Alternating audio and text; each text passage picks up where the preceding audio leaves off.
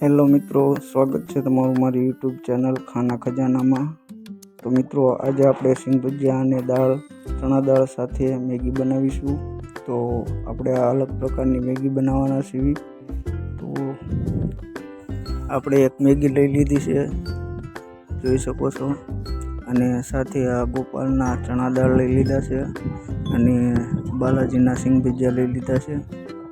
તો આવી રીતના તમે પણ લઈ શકશો। અને સાથે આ ટમેટા, ડુંગળી અને મરચાં લઈ લીધા છે।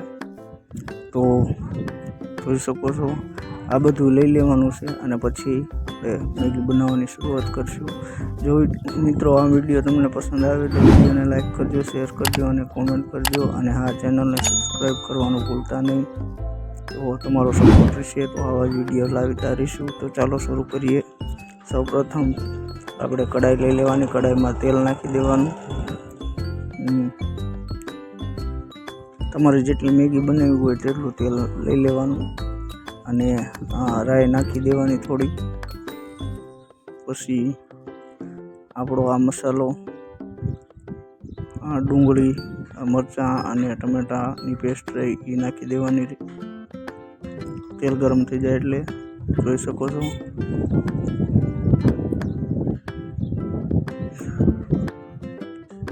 પછી એને ધીમે ધીમે હલાવવાનું।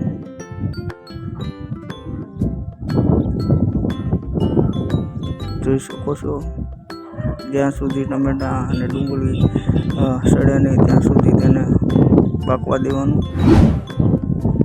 અને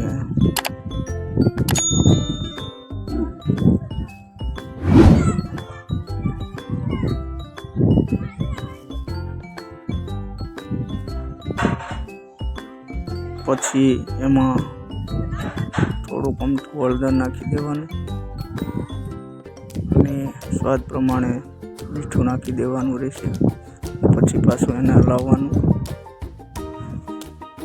ત્યારબાદ થોડુંક પાણી ઉમેરવાનું। તો મિત્રો, આ રીતના આપણે કંઈક અલગ પ્રકારની મેગી બનાવીશું। અને જોઈ શકો છો, આપણો વઘાર થઈ રહ્યો છે। અને પછી આપણે જે મેગી અંદર આવે એ મસાલો લઈને મસાલો એમાં નાખી દઈશું। આ મસાલો રહ્યો મેગી સાથે જ આવે છે। મસાલો બધો નાખી દેવાનો।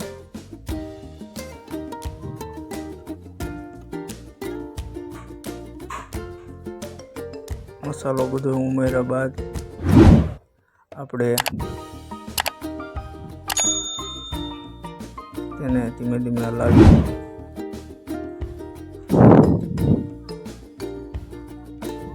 ત્યારબાદ આપણે મેગી પણ નાખી દઈશું।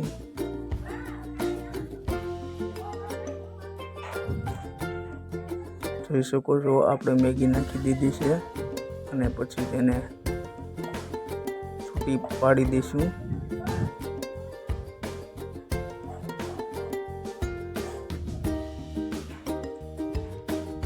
અલગ અલગ થઈ જાય એવી રીતના કરી નાખવાનું।